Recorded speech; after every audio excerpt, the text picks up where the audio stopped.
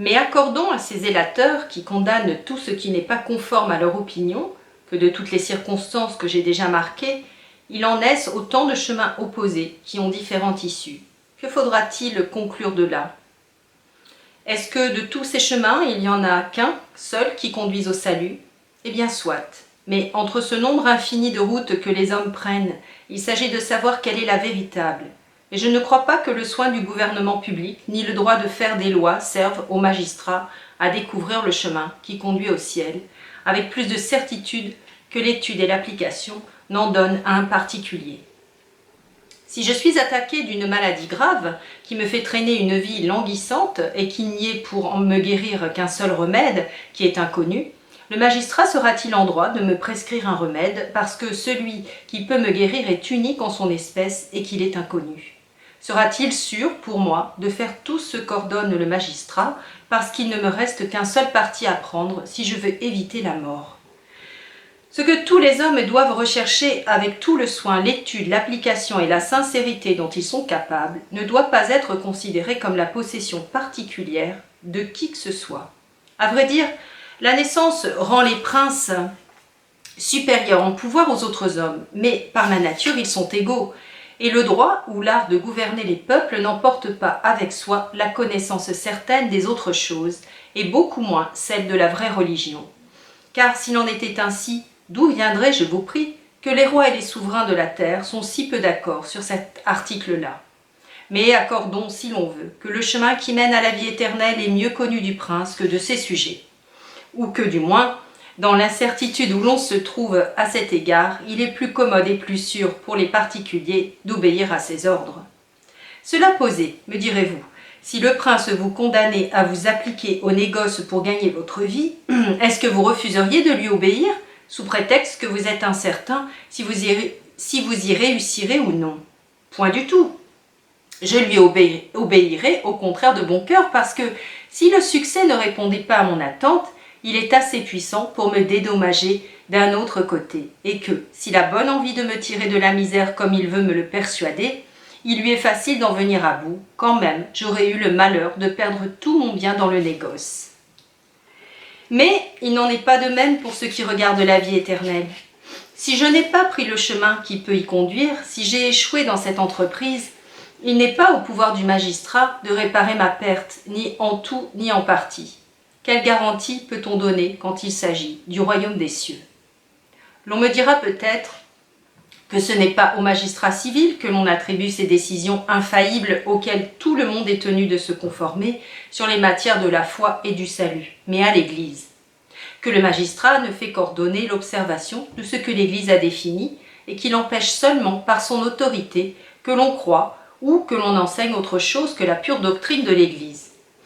En sorte que la décision est toujours au pouvoir de celle-ci, et que le magistrat ne fait qu'obéir lui-même et qu'exiger l'obéissance des autres. Mais qui ne voit que son nom d'Église, qui était si vénérable du temps des apôtres, n'a servi bien des fois dans les siècles suivants qu'à jeter de la poussière aux yeux du peuple. Quoi qu'il en soit, il ne nous est d'aucun secours dans l'affaire dont il s'agit.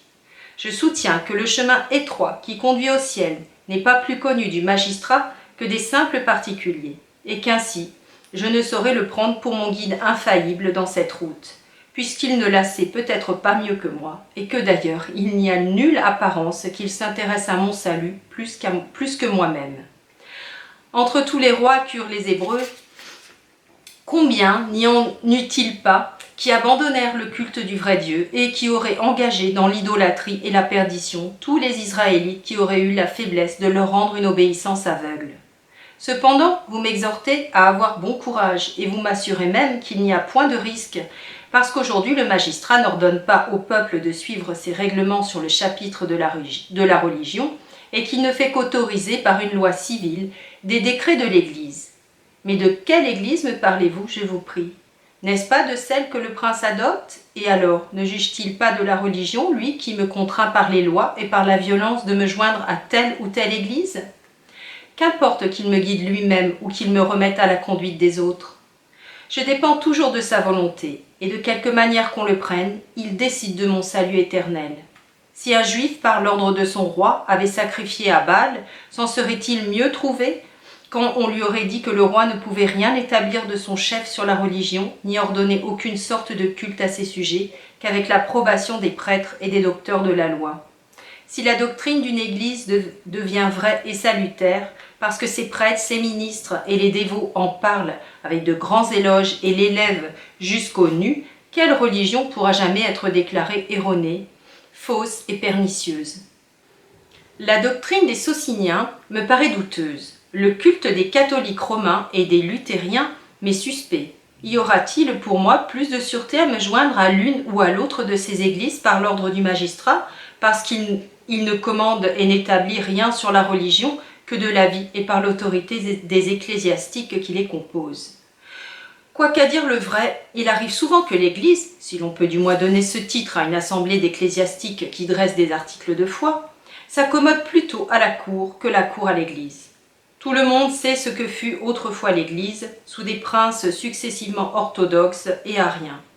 Mais si cet exemple est trop éloigné de notre temps, l'histoire d'Angleterre nous en fournit de beaucoup plus modernes. Sous les règnes de Henri VIII, Édouard VI et Marie et Élisabeth, avec quelle complaisance et quelle promptitude les ecclésiastiques ne changèrent-ils pas leur article de foi, la forme du culte et toutes choses, en un mot, suivant le bon plaisir de ces princes. Cependant, ces rois et ces reines avaient des idées si différentes sur la religion qu'à moins que d'être fou, pour ne pas dire athée, on ne saurait prétendre qu'un honnête homme, et qui craint Dieu, aurait pu en conscience obéir aux ordres opposés qu'il donnait à cet égard. En un mot, soit qu'un prince suive ses propres lumières ou l'autorité de l'Église pour déterminer la religion des autres, tout cela revient à la même chose. Le jugement des ecclésiastiques, dont les disputes et les animosités ne sont que trop connues dans le monde, n'est ni plus sûr ni plus infaillible que le sien. Et tous leurs suffrages réunis ensemble ne sauraient donner la moindre force au pouvoir civil, outre que les princes ne s'avisent guère de consulter les ecclésiastiques qui ne sont pas de leur religion. Mais ce qu'il y a de capital et qui tranche le nœud de la question, c'est qu'en supposant que la doctrine du magistrat soit la meilleure et que le chemin qu'il ordonne de suivre soit le plus conforme à l'Évangile, malgré tout cela, si je n'en suis pas persuadée moi-même du fond du cœur, mon salut n'en est pas plus assuré. Je n'arriverai jamais au séjour des bienheureux par une route que ma conscience désapprouve. Je puis m'enrichir à faire un métier qui me déplaît et opérer ma guérison par l'usage de certains remèdes dont la vertu m'est suspecte. Mais je ne saurais obtenir le salut par la voie d'une religion que je soupçonne être fausse, ni par la pratique d'un culte que j'abhorre. C'est en vain qu'un incrédule affecte de pratiquer extérieurement une morale qui n'est pas la sienne. Il n'y a que la foi et la sincérité du cœur qui puissent plaire à Dieu. C'est en vain qu'on me vante les effets merveilleux d'une médecine si mon estomac la rejette d'abord. Et l'on ne doit pas forcer un homme à prendre un remède que son tempérament et la nature de ses humeurs ne manqueront pas de changer aussitôt en poison. Quelque doute que l'on puisse avoir sur les différentes religions qu'il y a dans le monde, il est toujours certain que celle que je ne crois pas véritable ne saurait être ni véritable ni profitable pour moi. C'est donc en vain que les princes forcent leurs sujets à entrer dans la communion de leur Église, sous prétexte de sauver leurs âmes. Si ces derniers croient la religion du prince bonne, ils l'embrasseront d'eux-mêmes, et s'ils ne la croient pas telle, ils ont beau s'y joindre, leur perte n'en est pas moins assurée. En un mot, quelque grand empressement, quelque zèle que l'on prétende avoir pour le salut des hommes, on ne saurait jamais les forcer à se sauver malgré eux, et après tout, il faudra toujours finir par les abandonner à leur propre conscience. Après avoir ainsi délivré les hommes de la tyrannie qu'ils exercent les uns sur les autres en matière de religion, considérons ce qu'il leur reste à faire ensuite. Tout le monde est d'accord qu'il faut servir Dieu en public. Si cela n'était, pourquoi les contraindrait-on à se trouver aux assemblées publiques? Puis donc, qu'ils sont libres à cet égard. Ils doivent établir quelques sociétés religieuses afin de se réunir ensemble, non seulement pour leur éducation mutuelle, mais aussi pour témoigner à tout le monde qu'ils adorent Dieu et qu'ils n'ont pas honte de lui rendre un culte qu'ils croient lui être agréable, afin d'engager les autres par la pureté de leur doctrine, la sainteté de leurs mœurs et la bienséance des cérémonies, à aimer la religion et la vertu, en un mot, afin de se pouvoir acquitter encore de tous les actes religieux dont les particuliers ne sont pas capables. J'appelle ces sociétés religieuses des églises, Et je dis que le magistrat les doit tolérer, parce qu'on y fait autre chose que ce qui est permis et licite à chaque homme en particulier, c'est-à-dire d'avoir soin du salut de son âme, et il n'y a dans ce cas aucune différence entre l'Église nationale et les autres congrégations qui en sont séparées. Mais comme dans toute Église, il y a deux choses principales à considérer, savoir le culte extérieur ou les rites, et la doctrine ou les articles de foi, nous traiterons séparément de l'un et de l'autre, afin de donner une idée plus claire de la véritable étendue de la tolérance. À l'égard du culte extérieur, je soutiens, en premier lieu, que le magistrat n'a nul droit d'établir par la loi aucune cérémonie religieuse dans son Église, et encore moins dans les assemblées des autres, non seulement parce que ces sociétés sont libres, mais aussi parce que tout ce qui regarde le culte de Dieu ne peut être justifié qu'autant que ses adorateurs croient qu'il lui est agréable. Tout ce qui se fait sans cette persuasion ne saurait lui plaire et devient illégitime. N'est-ce pas d'ailleurs une contradiction manifeste que d'accorder à un homme la liberté du choix sur la religion, dont le but est de plaire à Dieu et de lui commander en même temps de l'offenser par un culte qu'il croit indigne de sa majesté souveraine. Mais on conclura peut-être de là que je prive le magistrat du pouvoir que tout le monde lui accorde dans les choses indifférentes, et que dès lors il ne lui restera plus rien sur quoi il puisse exercer son autorité législative. Point du tout, je lui abandonne de bon cœur les choses indifférentes, et peut-être n'y a-t-il que celles-là qui soient soumises au pouvoir législatif.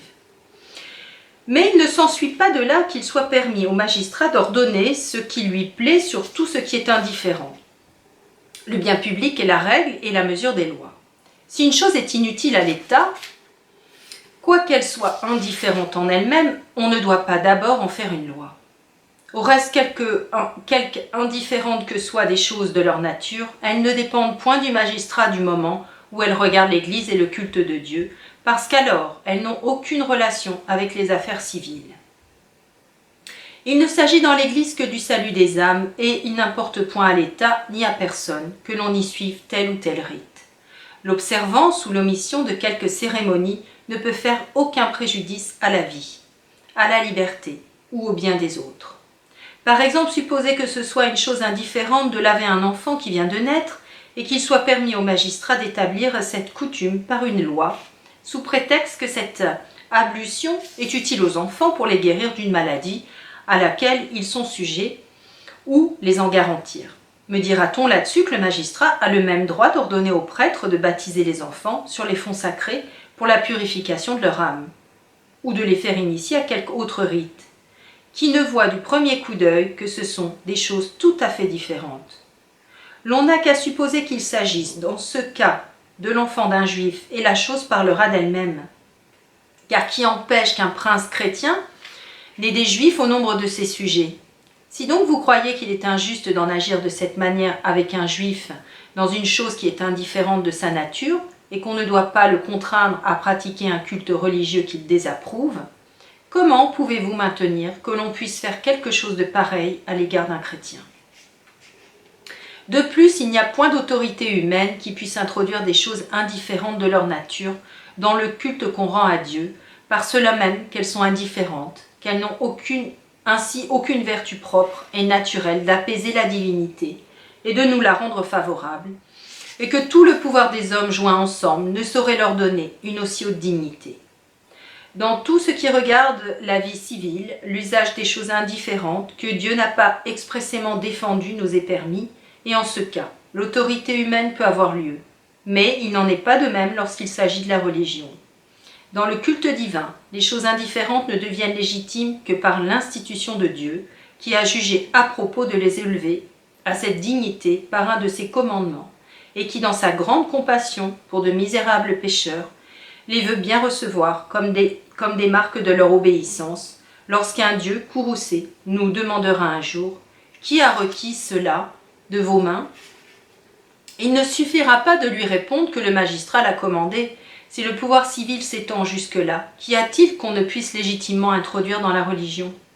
Quel amas confus de cérémonies, quelle invention superstitieuse n'appuiera-t-on pas sur l'autorité du magistrat pour en accabler la conscience des adorateurs de Dieu?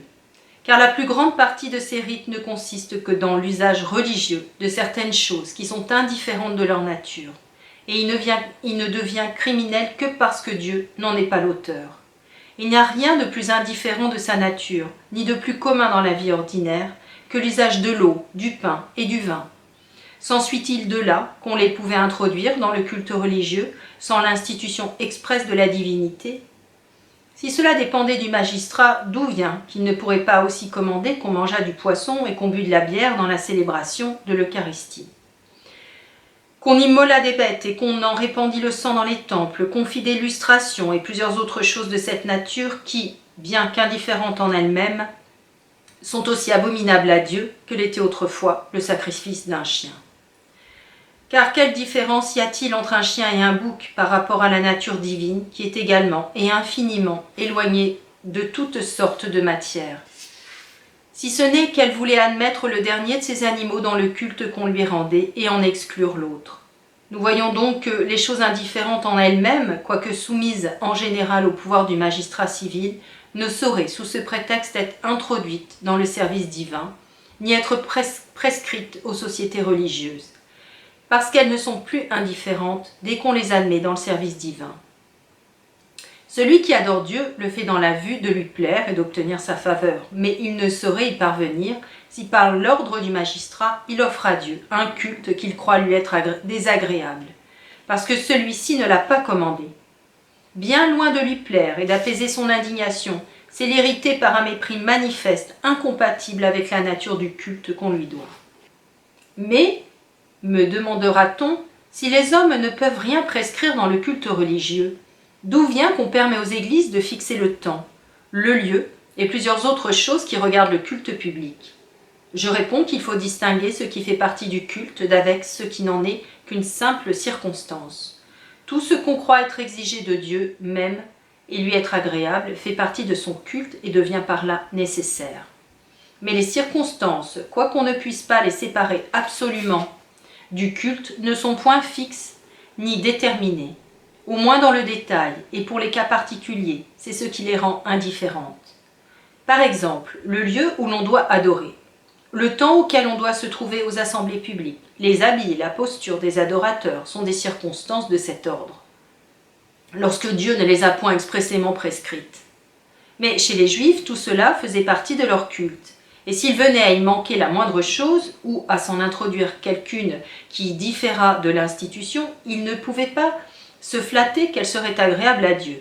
Il n'en est pas de même à l'égard des chrétiens que l'Évangile a rendu libres du joug des cérémonies.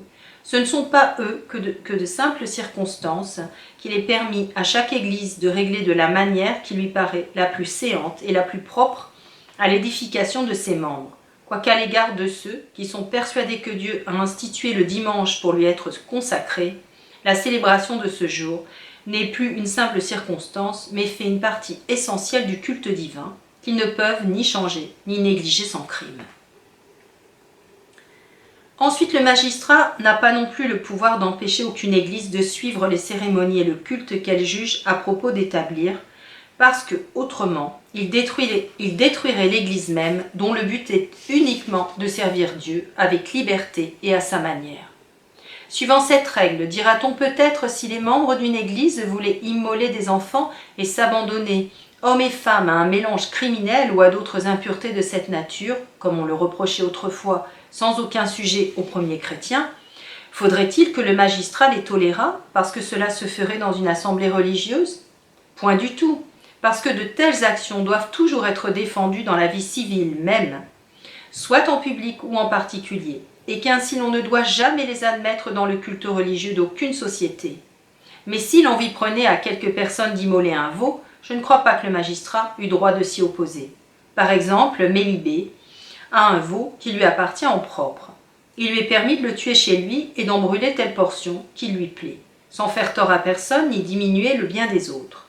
De même, l'on peut égorger un veau dans le culte que l'on rend à Dieu, mais de savoir si cette victime lui est agréable ou non, cela n'intéresse que ceux qui la lui offrent. Le devoir du magistrat est seulement d'empêcher que le public ne reçoive aucun dommage et qu'on ne porte aucun préjudice à la vie ou au bien d'autrui. Du reste, ce qu'on pouvait employer à un festin peut aussi bien être employé à un sacrifice.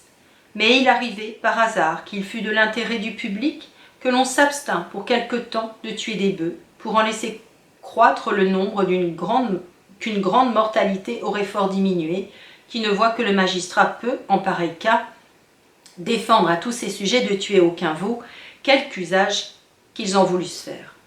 Seulement il faut observer qu'alors la loi ne regarde pas la religion mais la politique, et qu'elle ne défend pas d'immoler des veaux, mais de les tuer.